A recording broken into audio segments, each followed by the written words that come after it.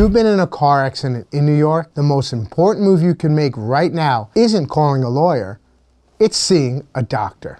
Because if you wait, not only could your injuries get worse, but you might also destroy your chance at winning any legal compensation. If you've been in a New York car accident, your first instinct might be to wait and see how you feel. But here's the truth, the clock is ticking. In my time as a personal injury attorney, I've seen too many good cases fall apart or become significantly harder, not because someone wasn't hurt, but because they didn't get medical attention fast enough. Seeing a doctor right away doesn't just protect your health, which is always paramount.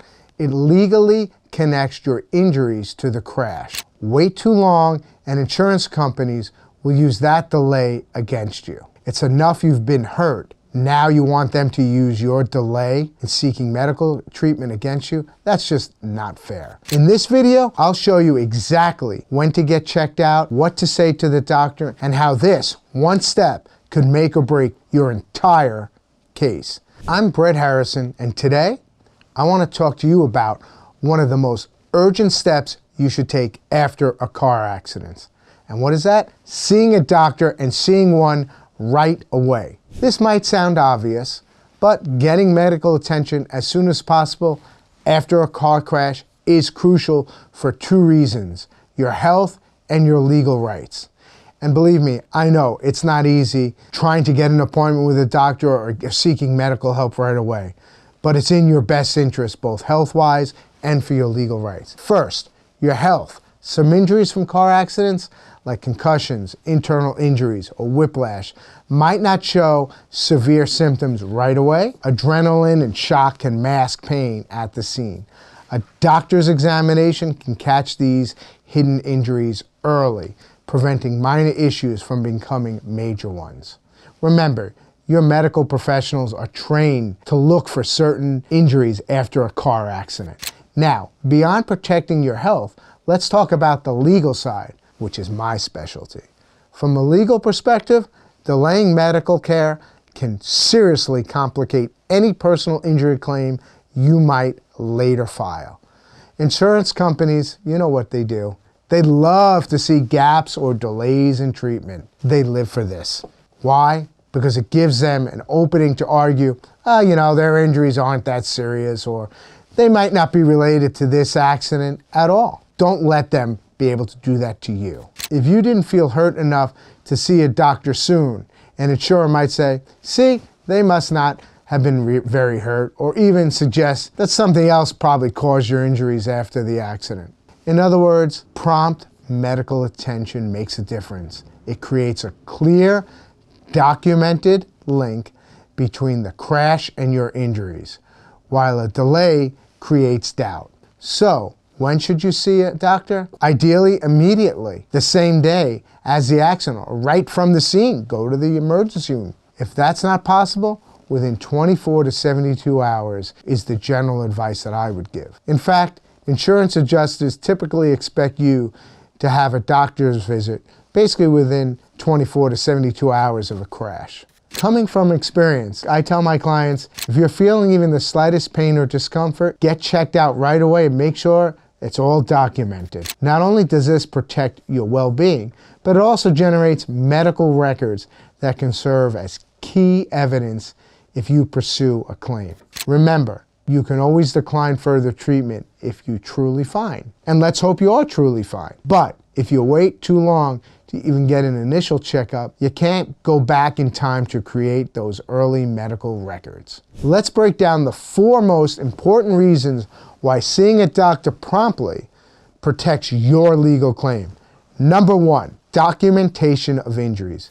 Medical reports are the backbone of any personal injury case. When you see a doctor immediately, the doctor will note your complaints, diagnose injuries, and start a treatment plan. Those records will clearly show the date of the accident and the date of your first treatment, and also create a causality between the accident and your injuries, hopefully all very close together. The contemporaneous record is powerful proof that the accident caused your injuries. New York courts have said that a doctor's report from shortly after the accident is important proof of causation, basically meaning it It helps show the crash caused your injury. That's that causality. If you don't have that initial report, you're giving the defense an opening to argue that your injuries might come from somewhere else. Number 2, establishing causation.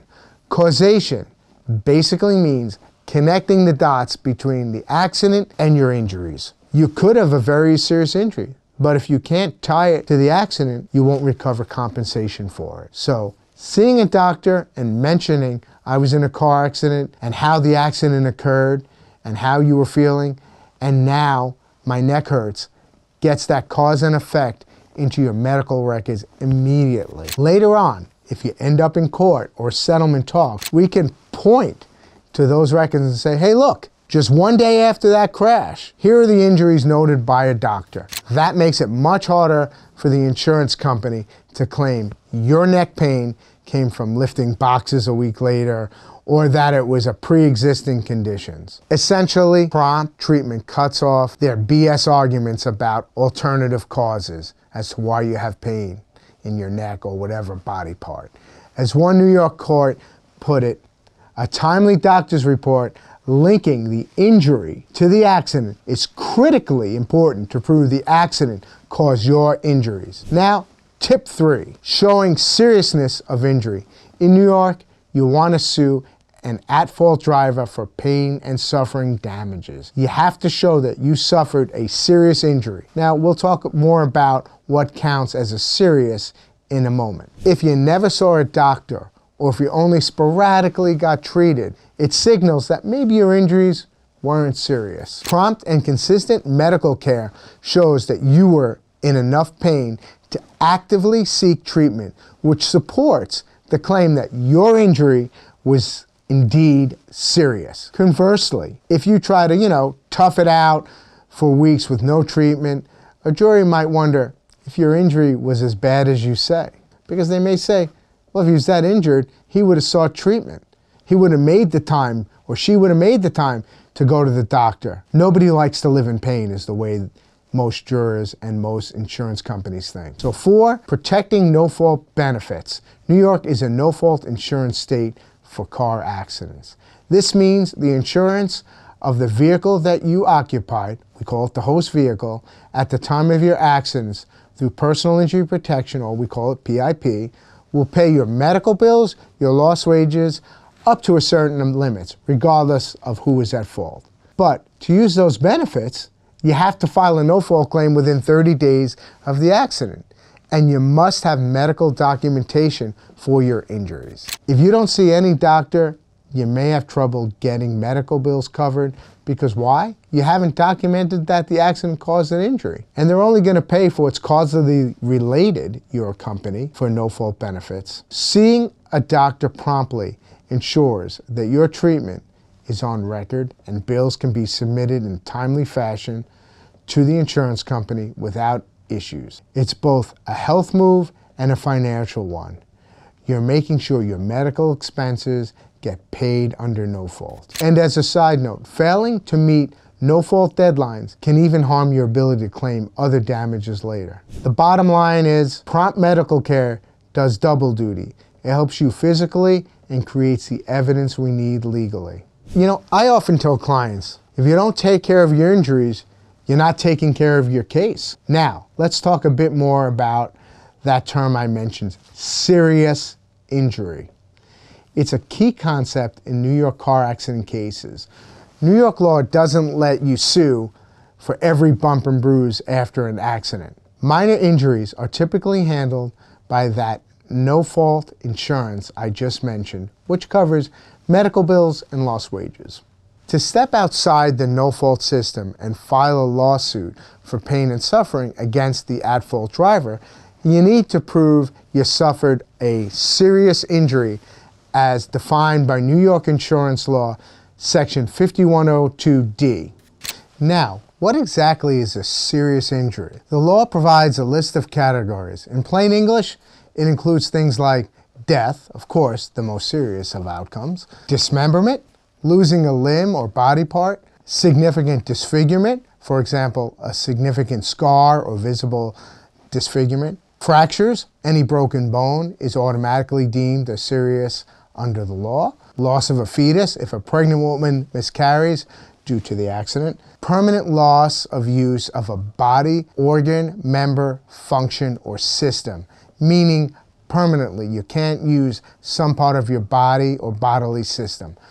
Permanent consequential limitation of use of a body, organ, or member, a permanent major limitation in the use of something like an arm, leg, etc. Significant limitation of use of a body function or system, a not necessarily permanent but significant limitation, for example, a long-term significant restriction in neck or back movement. Now, the next is called the 90-180 day rule, a medically determined injury or impairment that isn't permanent but prevents you from performing your usual daily activities for at least 90 days in the first 180 days immediately following the accident.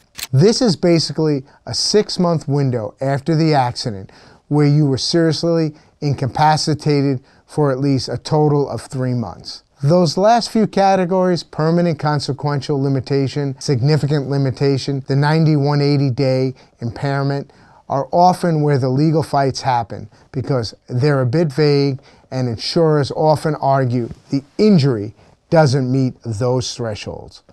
For example, what counts as significant limitation? That can be subjective and often requires medical testimony and objective evidence to prove why seeing a doctor promptly matters for the serious injury requirement. If you don't get medical attention and proper documentation, it's going to be very hard to prove that you meet one of those categories. Suppose you injured your neck and you actually have a herniated disc, which could qualify as a serious injury if it limits your motion significantly. If you don't see a doctor for, say, 2 months after the accident, you have 2 problems. 1, there's no medical record of your condition in those crucial early days and weeks after a serious accident. 2, you might not even properly diagnose the herniated disc until much, much later. The insurance company can argue, how do we know the disc herniation happened in the accident and not during those 2 months when you didn't treat at all? Or maybe it's a degenerative condition unrelated to the car crash. New York courts have dealt with exactly this issue. They often require objective medical evidence of injuries to meet the serious injury threshold.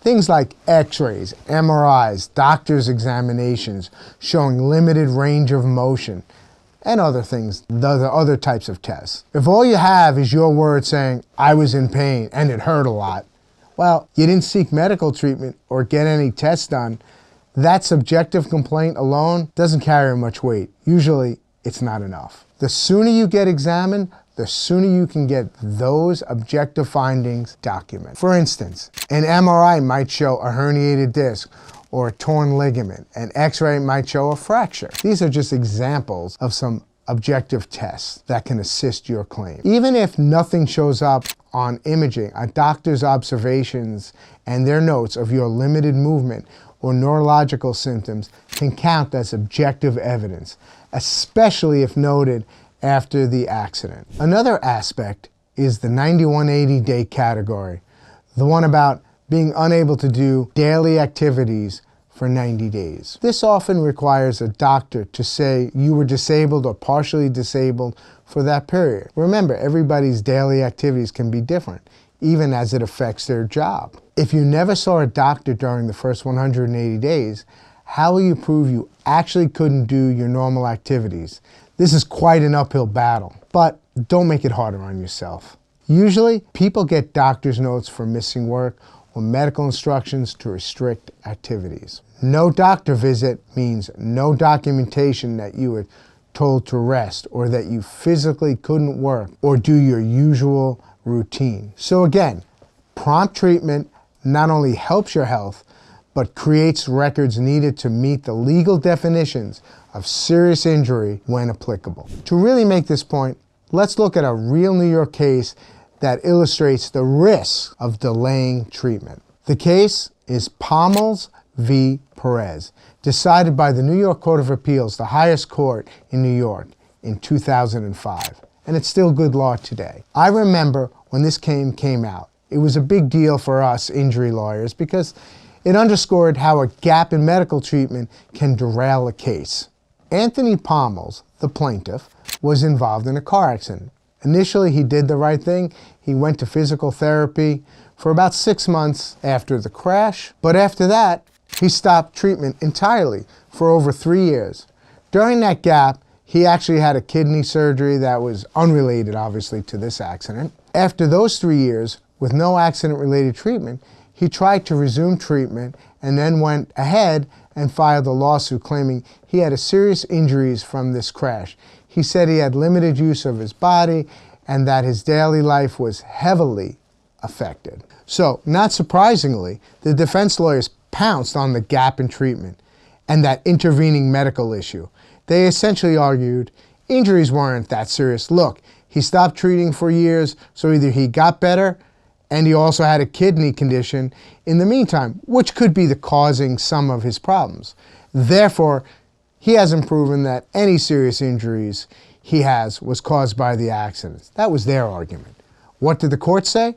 The Court of Appeals dismissed Mr. Pommels' injury claim, meaning he lost the case. They found that he failed to prove a serious injury that was causally linked to the accident, largely because of that huge gap in treatment and the unanswered questions about his other health issues. Further, the court said that when a plaintiff stops treatment for a long period, they need to provide a reasonable explanation for that gap.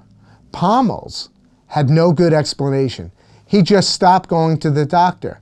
Sometimes people stop because they feel better or they don't have insurance. But in any case, you need to explain it. Because Pommels couldn't explain away that 3-year silence in his medical records, the court essentially questioned whether he was really seriously injured at all. And regarding the kidney surgery, the court said, you also need to address other potential causes of your injuries.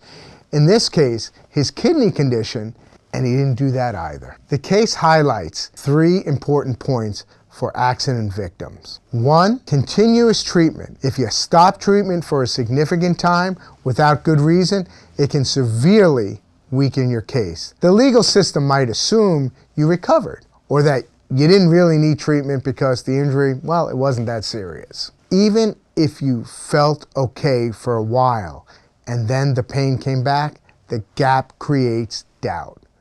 While not every gap is as extreme, even a gap for a few months can be used against you unless you have a decent explanation. 2, explainable reasons for gaps. If you have to stop treatment, maybe you lost insurance coverage or you couldn't afford copays, you must communicate that to your lawyer and ultimately to the court.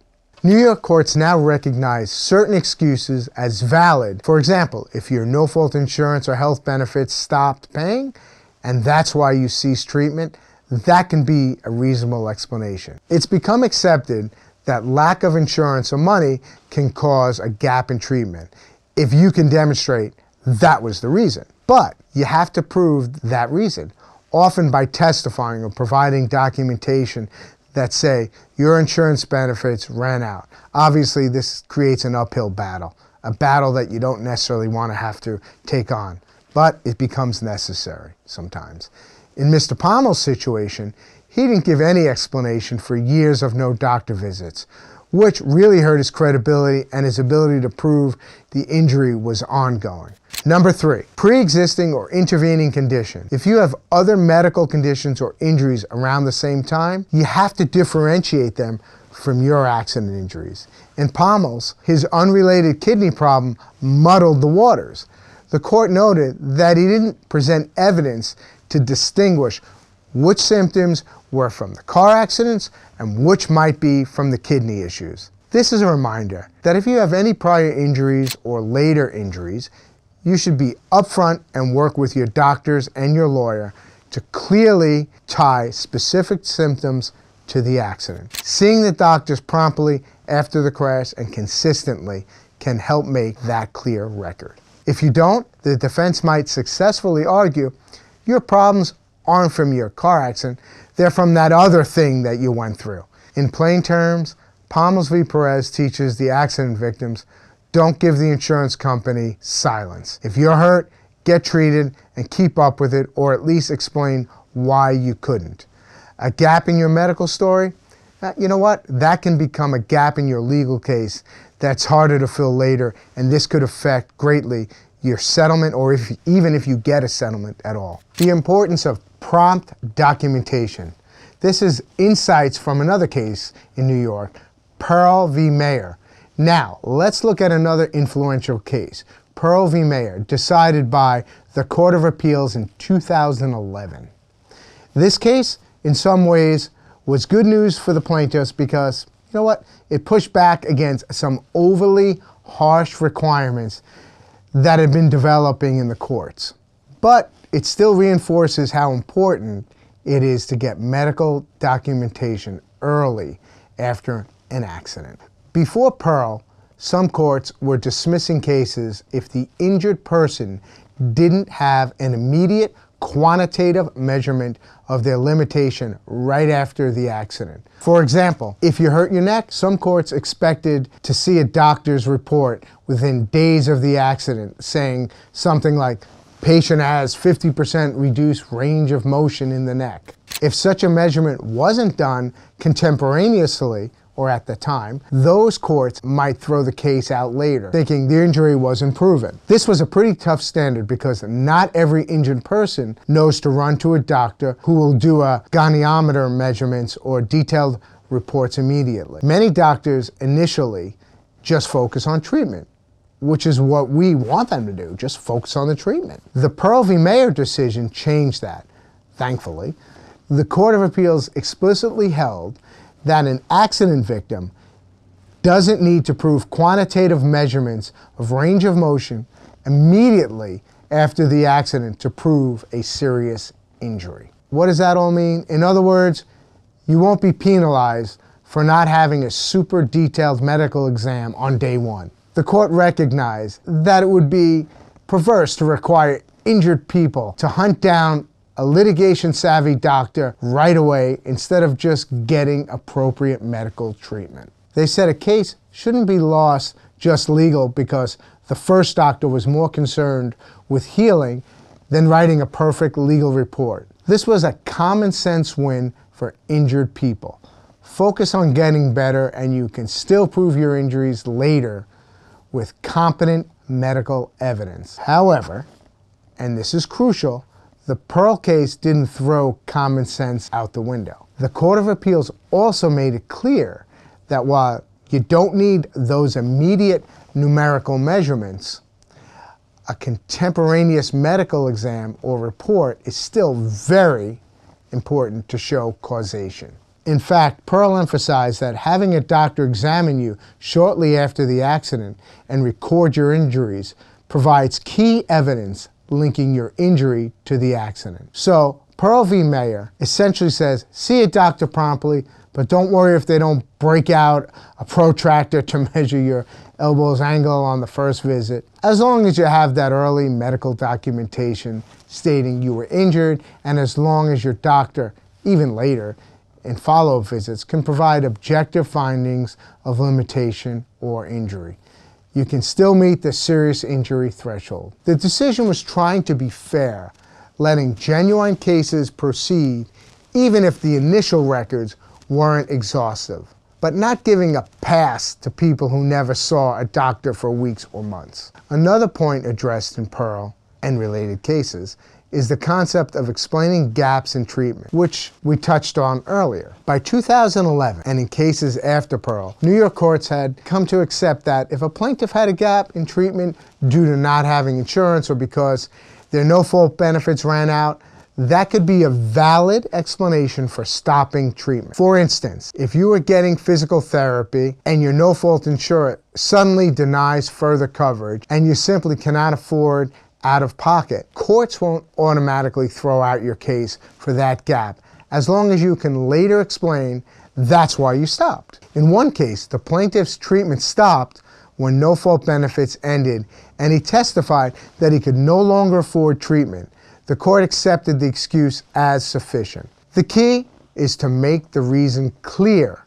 On the flip side, if you just drop off treatment with no explanation, the defense can still argue your gap means you weren't hurt, as they did in Pommel's. Pearl didn't give a free pass to unexplained gaps. It just allowed reasonable explanations to count. Let me put this in like practical, easy terms for you. Pearl v. Mayer means don't panic if your first doctor visit wasn't super detailed. What matters is you had the visit and you got the injury on record. It also means if you have a legitimate reason for not continuing treatment, like insurance issues, that won't automatically kill your case, but you must let your lawyer know and document that reason. In short, early medical documentation is your friend. And if there's any break in your treatment timeline, we need to account for it. We've covered a lot of ground in terms of law and cases. Now I want to leave you with some practical advice and 7 key takeaways based on both the law and my experience representing many car accident victims over the last 30 plus years. Number 1, see a doctor ASAP, as soon as possible. Even if you feel okay after a crash, you might feel only a little shaken or just have mild pain. Go get checked out anyway. As I've often said, it's better to be safe than sorry. A medical professional, they can identify injuries that might not be immediately obvious. Plus, you're creating that all-important record. Number 2, tell the doctor everything from head to toe what hurts. This isn't the time to tough it out or be shy. Mention everything that feels off. Once again, mention everything from heel to toe that feels off. Be honest and thorough with your doctor. It helps them treat you and it helps document the full scope of your injuries for your claim. Number 3, follow through with treatment. Don't just go to one urgent care visit and then never show up again. If the doctor recommends a follow-up with your primary care physician or a specialist or prescribes a physical therapy, chiro, do it if at all possible. Consistent treatment not only maximizes your chances of recovery, but also shows that you are doing everything you can to get better. Legally, it prevents the "you must not have been hurt" argument that the insurance company is going to argue. If you have to stop or pause for treatment for any reason, maybe you start feeling better and the doctor says you can take a break, or maybe life circumstances interfere, keep notes on why. And always communicate with your attorney about it. For any changes or gaps, always call and speak with the attorney. For example, if you lose insurance coverage after a few months, let your lawyer know immediately. We may later need a statement or evidence about that to explain any gap. Number 4, document your daily limitations. This isn't directly about seeing a doctor, but it's related to proving your injuries. I often suggest that a client keep a journal of how they feel day to day after the accident, what hurts, what activities they struggle with, days missed from work, etc. Also, what hobbies they can no longer do, issues that they're having problems with. This can both help you relay information to your doctors during appointments so they note it in records and serve as a personal log of your recovery. It can also help substantiate a 90-180 day claim by showing what you couldn't do during that period. The key is making sure those limitations are communicated to your healthcare providers and reflected in your medical records. Number 5, never tough it out for the sake of the case. Sometimes people worry that if they don't have a dramatic injury, their case isn't worth anything. So they might exaggerate, or conversely, they think if they avoid treatment, they can later claim a big injury. Both approaches are wrong and can backfire legally and health-wise. Always be truthful and proactive about your treatment. Your well-being comes first, and any lawsuit comes second. Number 6, if you delayed, all is not lost, but act now. Maybe you're watching this video weeks after your accident and you haven't seen a doctor yet. You might be thinking, Seek medical attention. Oh, did I mess up my case? The answer is, it's never too late. Yes, a delay is not ideal, and it might give the insurance company some ammo, but you can often mitigate the damage. So go see a doctor as soon as possible.